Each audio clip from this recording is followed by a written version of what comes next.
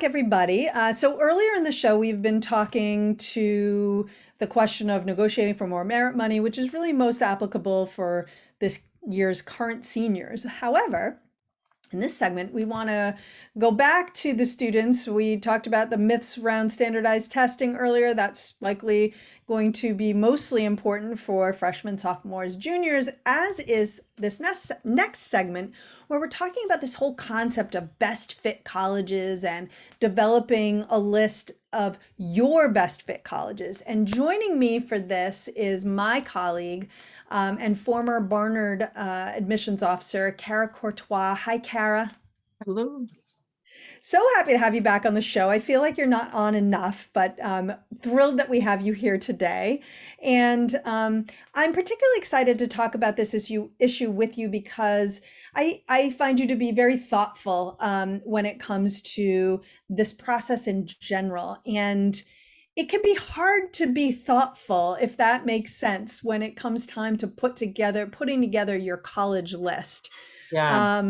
I think it's easy to forget about what you think and really take in a lot of what other people think. So Yeah. let's start with this. We talk a lot about best fit colleges. What does that phrase best fit mean to you? hmm I always try and encourage students and parents within that conversation to talk about what matters to you as a family. Mhm. What are your priorities? I often say to juniors, a good goal at its base is by the end of junior year, you have three drivers. Like, what are your three primary attributes that you'd Mhm. ideally have in this dream next step of life? Right. And so that will differ according to the student. And so even if they come in with a mindset of, I want a top 20 ranked institution, that's only Right. one driver. Exactly. So what are the two other drivers? And really what I'm always trying to get at is what's going to make the school a place where you want to stay for 4 years? Right. Because so often, as you and I know, it's not just about getting in, No. even if it's the name of the podcast. But, Exactly. it's really about what's going to make you stay for 4 years. And I've recently been talking about, and having come from a warmer climate vacation, blessedly, recently with my own kids who are in high school now, about atmosphere, Hmm. and vibe. We've always kind of talked about that. So I think location, size, vibe of a campus, like the type of community, the type of environment, um, are some of the top three drivers that I would say really kind of come to the top of many students' lists after Hmm. we have that conversation. Um, and so much of what helps you to stay, would be how that comes into what's reality once boots are on the ground and you're actually matriculating there. Right. So no longer in the dining hall are you talking about the ranking of your institution. You Mhm. are Right. full on just living life at that point, and how the weather affects you. And that's why in sunny, vacation, I was thinking about it's 4 degrees back at my alma mater right now. Right. And I knew some people from Wyoming and really cold climates. Wyoming, Montana stand out to me. And this is what I was saying to my kids who transferred after a year because they said, yeah, it's really cold in Wyoming, Montana, but we have sun. Yes. And in Yeah. the Midwest, that doesn't happen much in the winter. So that can be hard on some students. So I Yeah. think the top three drivers, what are your, primary pieces of information that you feel will help you to stay there for 4 years and be successful? Right. And, we talk about best fit, and we always are trying to steer away from the idea that best fit is brand name.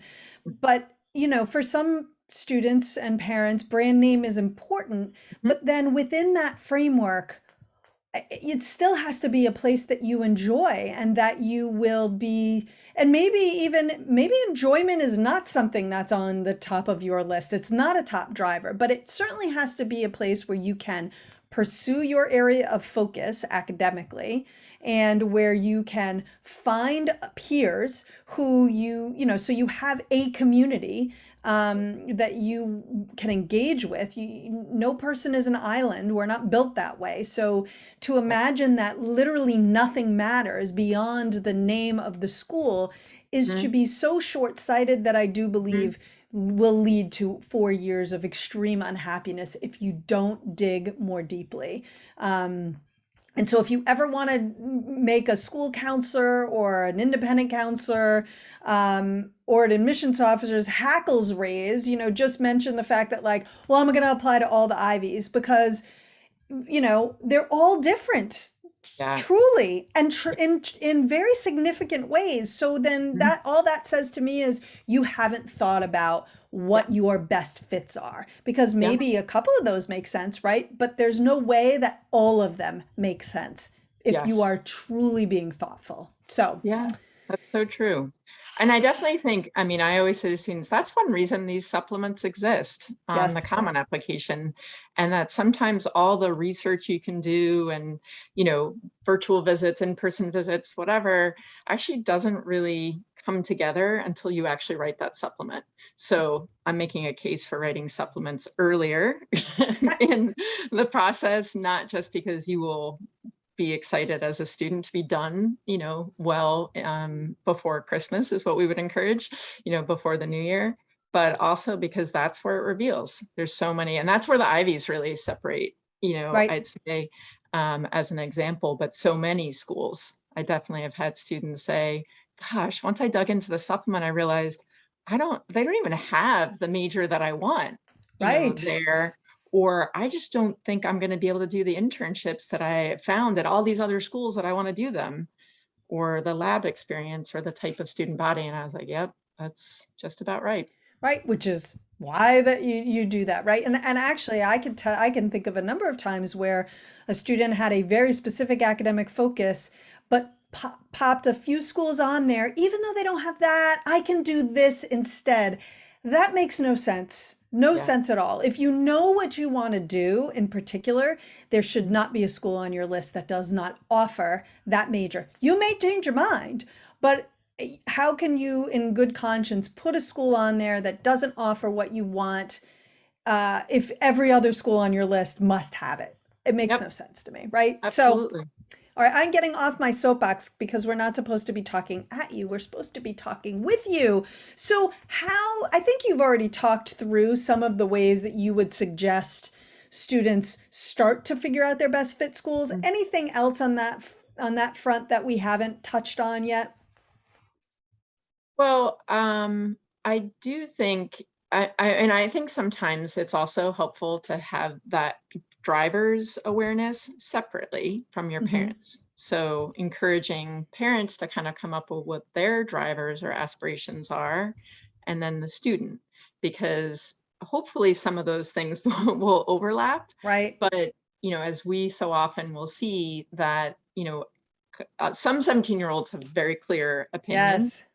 um, some do until they get to this stage, when it's a big life decision. Right. But most importantly, it's, I think a lot of parents and students are surprised when they start to have that conversation, if they've kind of thought about it separately or even put pen to paper and try to jot down some ideas and then come together, and you Hmm. realize, a lot can be surprising in that, awareness, whether it's, wow, I didn't really realize you didn't want to go away from home, Hmm.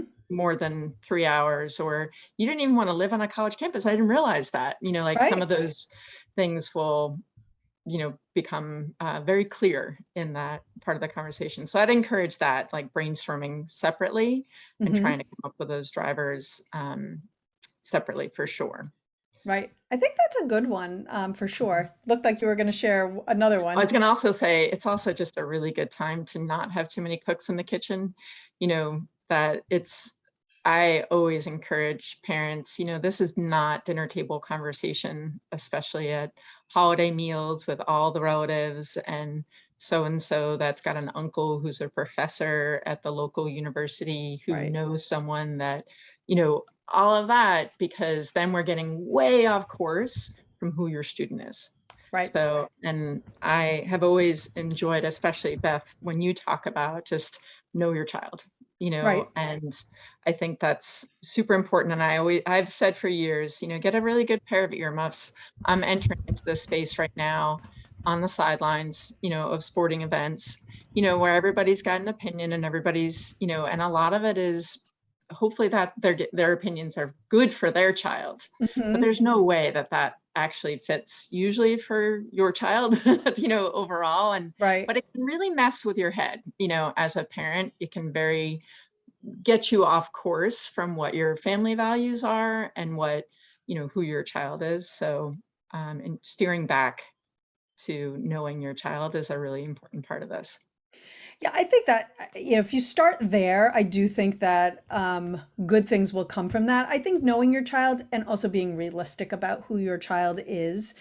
Sometimes I find that parents know their child, know what they're capable of, and but are know what they've accomplished and really don't want to look at the difference, right, between what they Yeah. know could have been and then what Mhm. actually Yeah. is.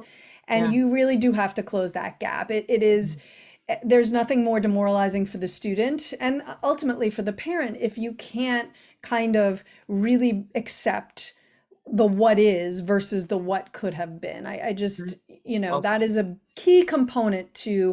identifying the best fit colleges. And, one thing I've also talked about as I go through this process, which has been incredibly eye-opening and has definitely, no question, made me, I think, a better counselor, is just the understanding that I had my college experience and what I wanted is different than what my child wants.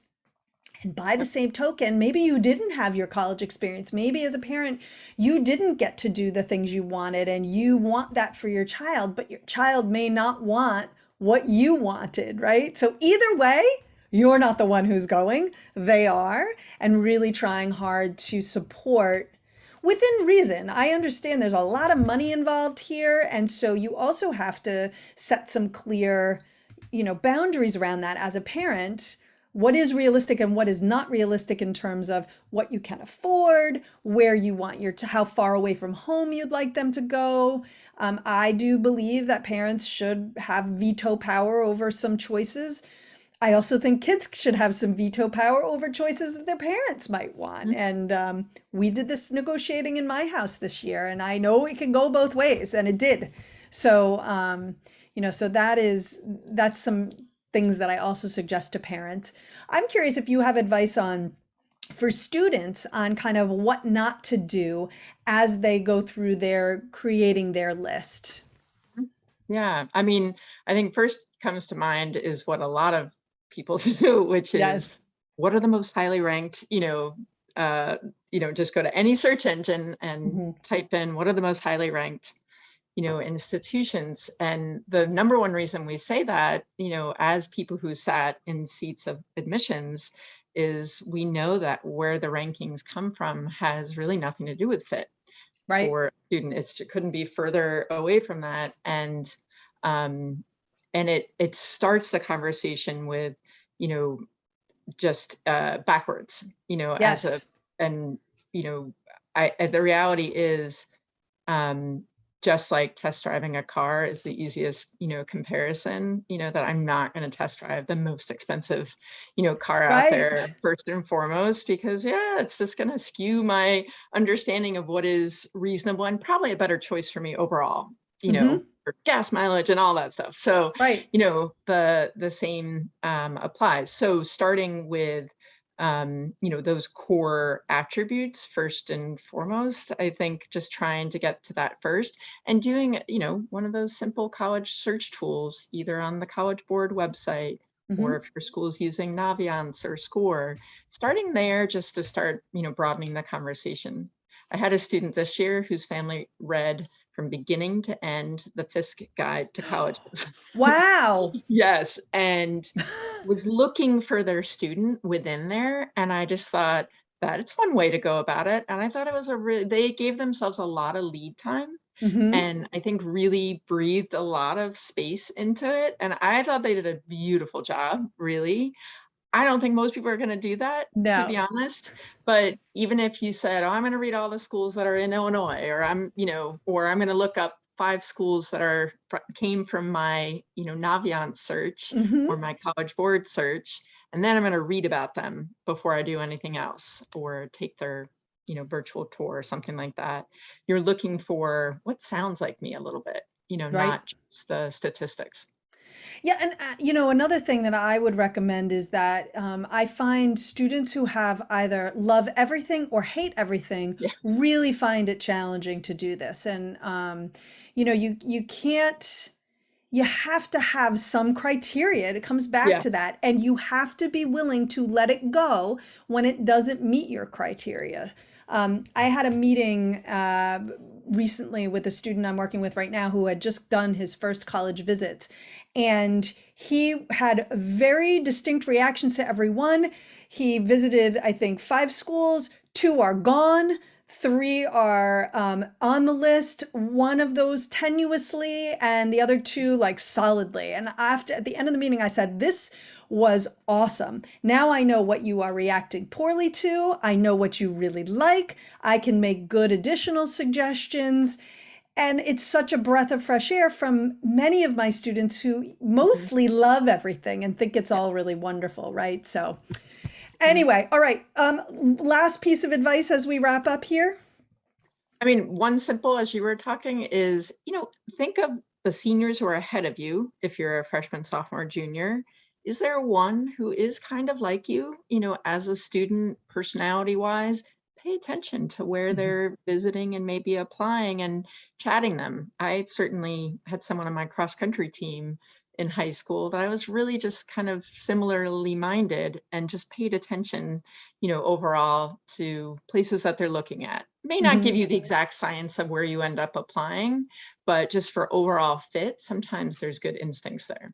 I love that advice. Thank you so much for joining, Kara. Really appreciate it. Thanks for having me. Good to see you. Absolutely. And thanks to all my guests today. Next week is Sally is going to be hosting, and I'm very excited because she is welcoming industry legend, former Chicago Dean of Admissions Ted O'Neill to the show. Sally used to work for him at Chicago. He's going to reflect on his years doing this work and how things have changed. Should be a really interesting couple of segments. We're also going to be talking about education tax breaks and understanding how those might impact your ability to pay in the coming year. Or when it's time for your student to go to college. Don't forget, leave us a review on Apple Podcasts. The more we get, the easier it is for others to find us. And we're here every Thursday at 4 p.m. Eastern and 1 p.m. Pacific.